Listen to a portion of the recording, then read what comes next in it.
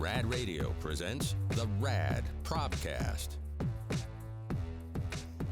You done? Are you ready? Let's go. All right, welcome to the pROBcast. It is a podcast hosted by me, Rob. That's why it's a pROBcast. It should be pROBcast. It Because makes- pROBcast sounds like you have a problem, but we can always change it. A Robcast could be anywhere. This is a podcast, so we put a P.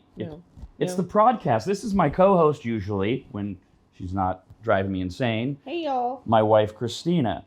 And actually, you have a special role in today's pROBcast because I need your insight based on stories you've told me. Now, before I get to that, though, I have to grab my reading glasses. We have not done a pROBcast since I've had to grab my reading glasses. You don't need to point at things that are off screen. I'm very aware of what's going on. Paperwork. So what I think I've been in these for about a year now. In what? The reading glasses. Oh, okay. I thought you meant the Robcasts.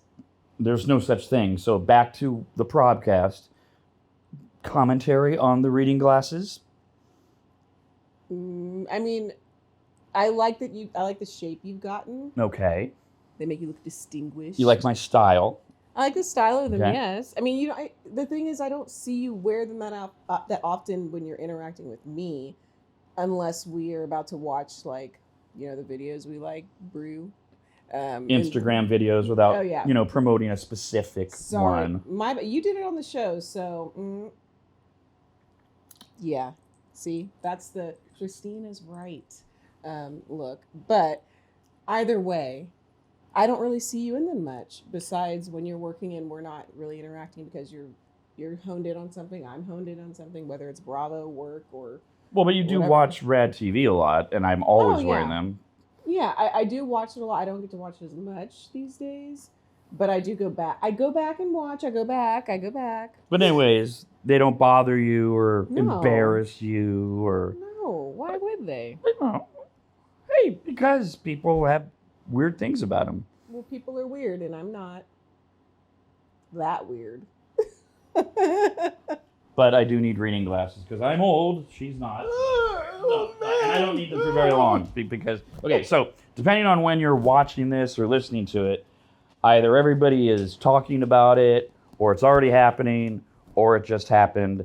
And it happens every year, but this year they're calling it Cicada-geddon. It's cicada, right? It's cicada, Okay. yeah.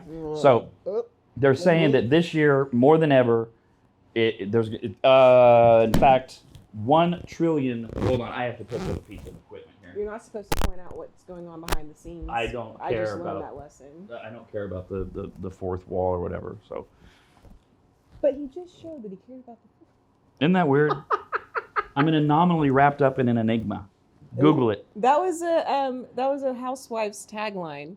Oh, then I never said that. It was Erica Jane's, I think. Sorry. So, okay. These are bugs. All right, so they say more than 1 trillion cicadas, 1 trillion, will emerge from underground mid-May of 2024, again, depending on when you're seeing or hearing this, and create a loud, high-pitched buzz that will assault your ears for weeks. It affects 17 states this year. Now, Texas is not one of them. Because this we year. always have it. You were born in North Carolina, but you grew up in Texas. Yes. North Carolina is one of the 17 states. We don't need to go any further than that. So as a West Coast guy, my only experience with cicadas was actually watching a golf tournament over a decade ago somewhere, I think in Ohio at the time, because it hits Midwest and Southern states. And they were so loud, you couldn't hear the announcers. Mm-hmm. And they finally explained what we were hearing, and there are these bugs, and look, if you care why they make all these noises, I can take these stupid glasses off. You can look it up. But it goes on for weeks. And now, my understanding is you have had cicadas in Texas? Okay, so yes, there are cicadas in Texas. Hell yes. And they make this. I don't even know if I can perfect the pitch. It's just like they're in the trees, so especially in the morning, and it's like I can't even do. But there's It's a high pitch. It's almost like a feedback sound. and in any given place, there's tens of thousands of them doing it at once. It's their mating call. That's what it is. That's why they do it. Yeah, you're not going to have like one cicada going. No, it's ear piercing. So remember when you would visit me in Texas and we would get kolaches? Yes. Oh, which are the greatest things ever invented. Yes. They're smoked sausages inside.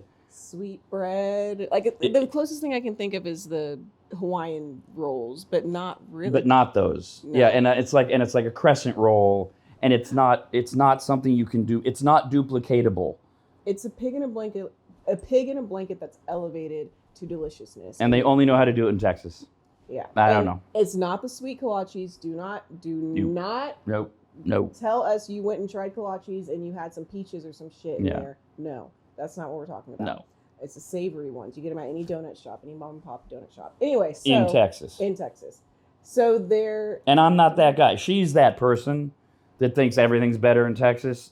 it No. is. No, not But I think. will be honest and tell you that yes, kolaches are just out of this world from Texas. So what does that have to do with cicadas? Because the place that I would go all the time, that when you would come in town, I mean, I'd go every day, even when you weren't in town, but the place I would go, I was just giving you a point of reference. There's a big tree, and the cicadas were always in there. And so it was like first thing in the morning, it'd still be dark, the sun hadn't come up, and you just hear the screaming of the cicadas. It's just like, oh my gosh.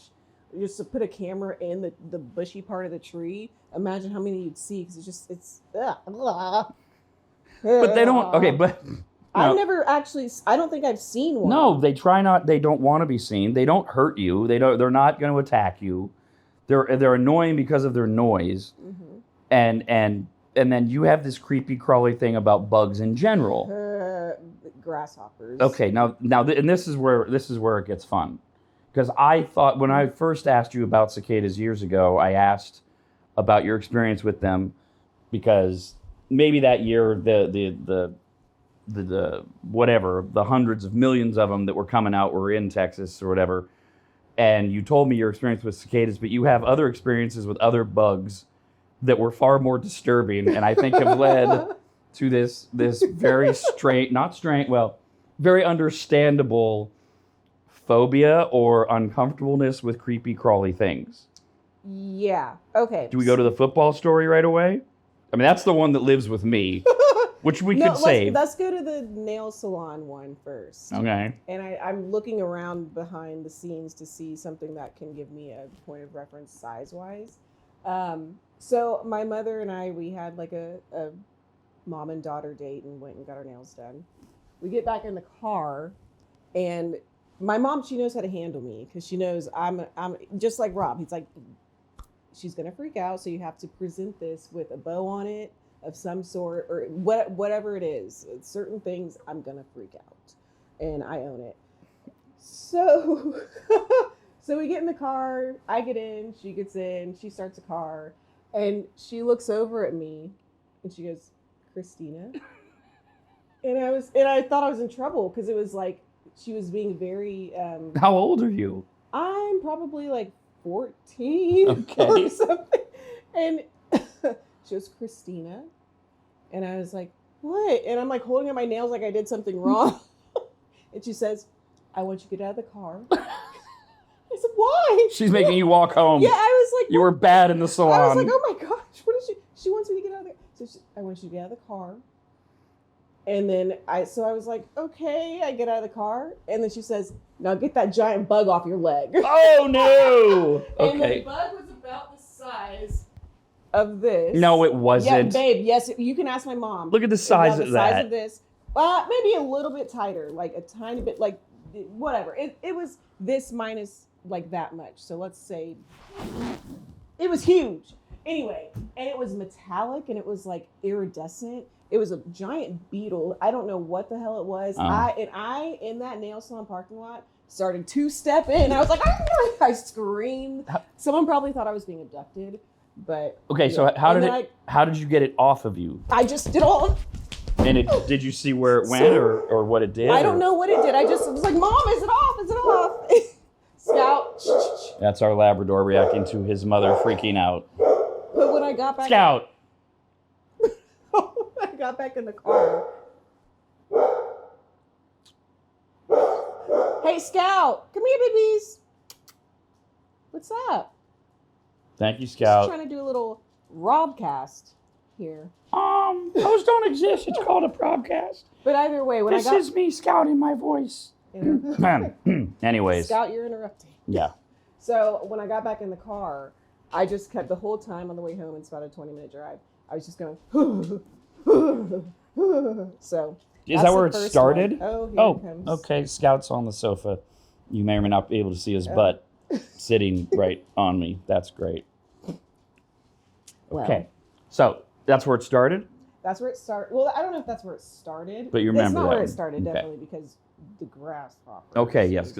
Yes. So let's get to this. So, okay, well, the unfun story is that it started when I, like, in Texas, we have a ton of grasshoppers, as many places do.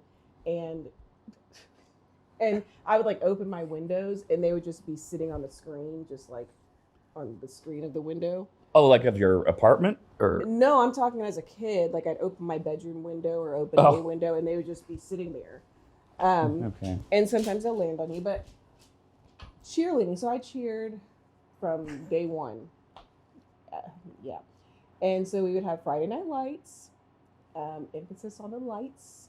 And so they would be these really bright. Everyone's been to it. I hope you guys have all been to a football stadium, high school, professional, whatever. Yeah, okay, but nothing like what they are in Texas.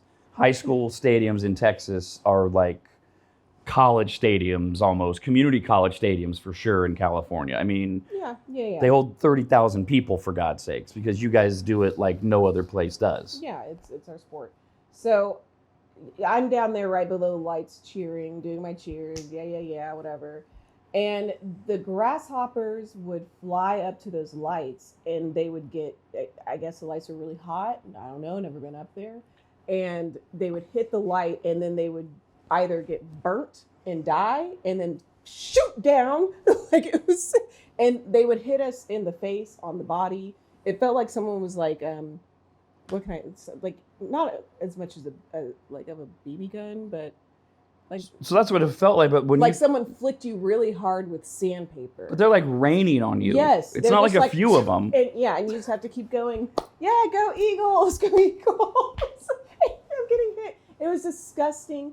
And I would do the dance sometimes that I had to do at the nail salon in the middle of cheers. And being the head cheerleader, I'm like trying to set an example, and I can't keep my cool with them. So it's So, and that happened every game? Most every game. It depended on like daylight savings time too, because it wouldn't be so dark sometimes.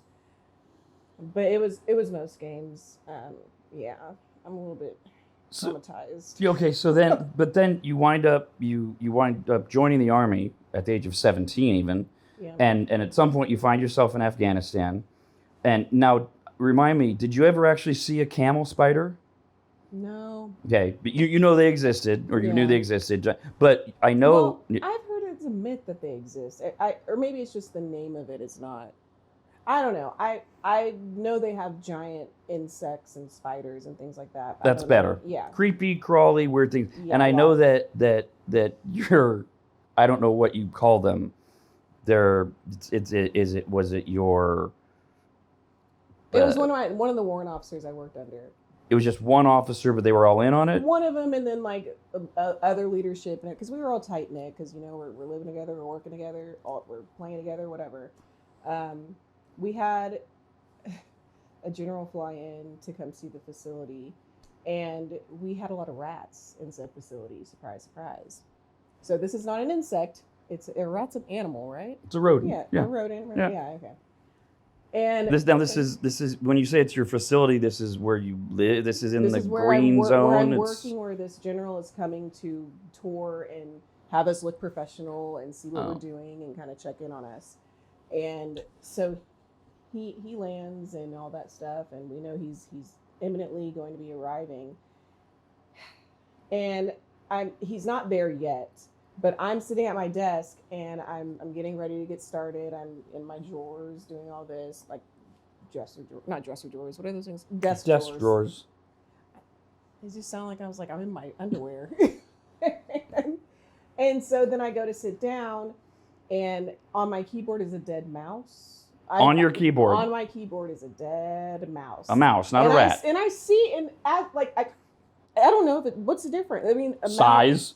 Well, it was not that big, so I think it was a mouse. Because I don't remember seeing like rats, like those big old things you see in New York, the cats, basically. Yeah. And I screamed to like bloody murder, Bloody Mary, whatever the saying is, and I jump on my desk to get it under me, and and then I see everyone is in on it, and they're all laughing at you because somebody put a dead mouse on your keyboard. Mm-hmm, because they knew that I was like the freak out one when it came to rodents and bugs. And this is as the general is arriving, but he's not there yet. Yeah, like we're waiting and we're like all trying to get in position, which is why I was kind of getting ready, getting my stuff all cleaned off.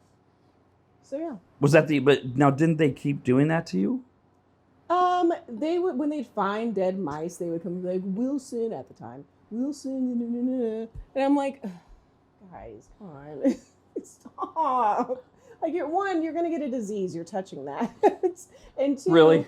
I'm trying to work here. You're in the middle of Afghanistan, and that's what they're worried about is getting a disease from a mouse? No, Was that the worst type of, like, bug, rodent thing? Oh, that was really bad for me. Not bad, like, I thought it was funny. But at the moment, I was freaking out, and I was like, someone get over here and get this off of my keyboard.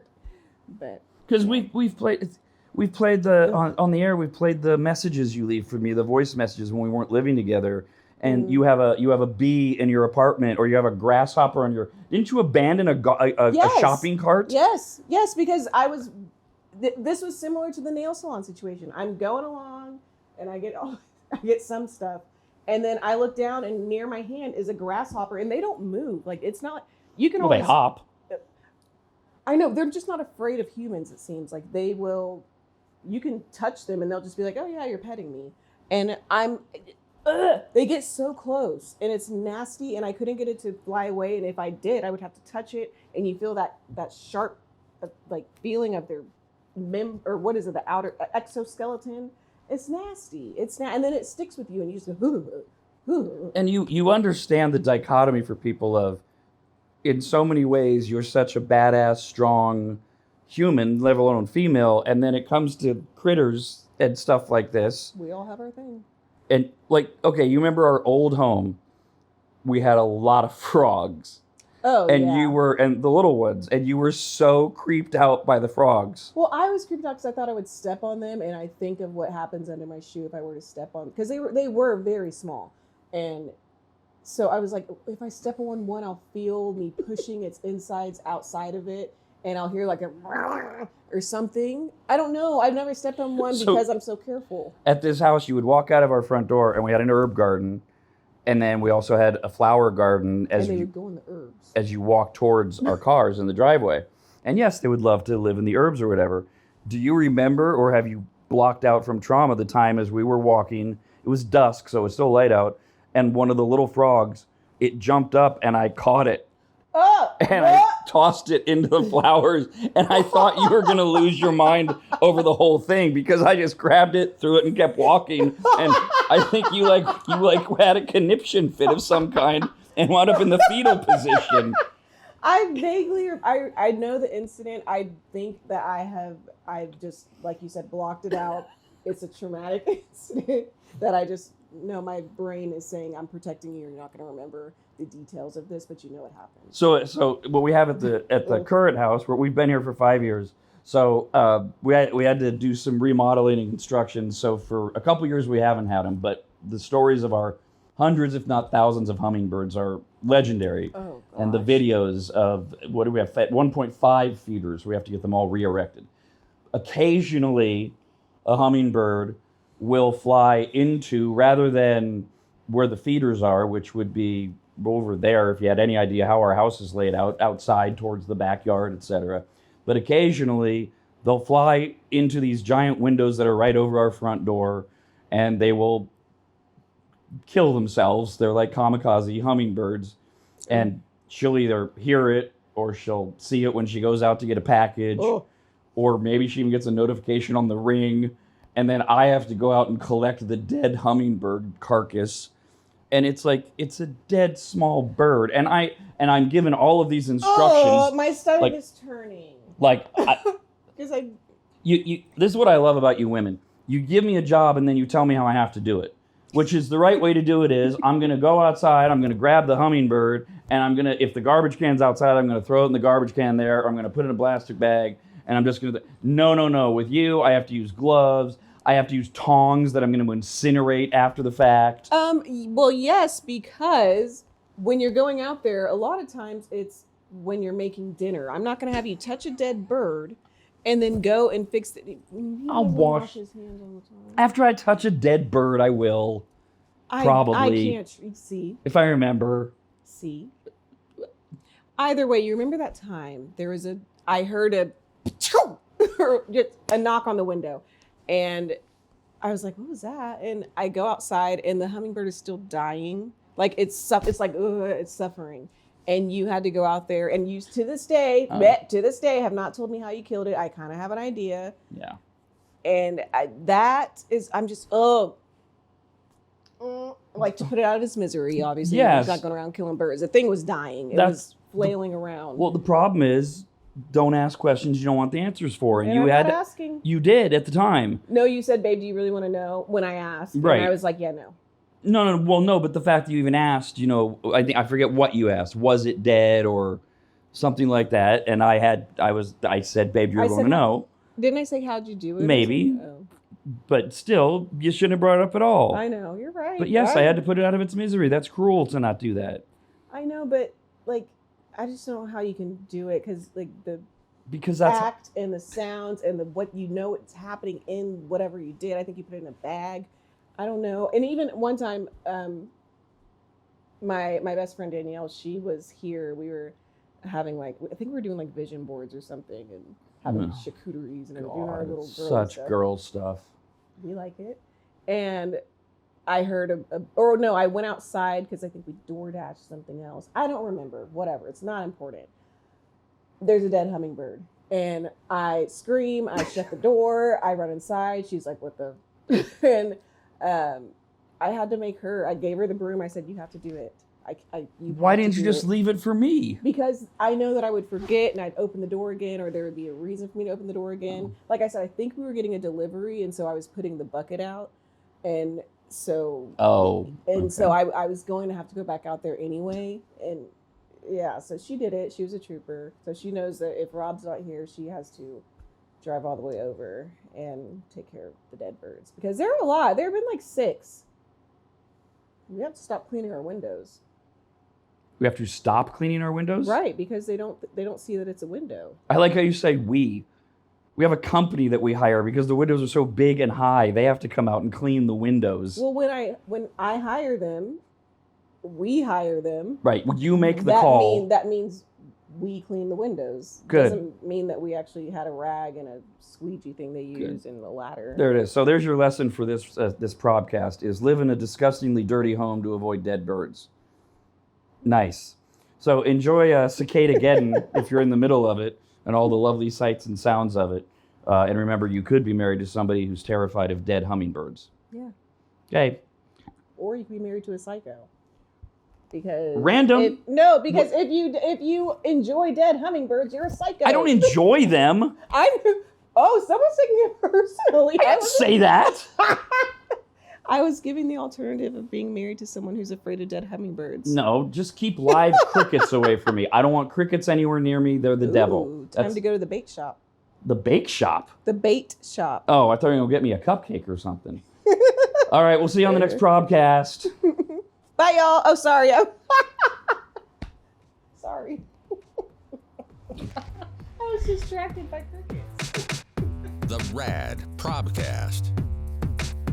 Did you enjoy this episode of the Rad pROBcast? Send an email to rad@radradio.com. A new episode of the pROBcast premieres anytime Rob feels like doing one.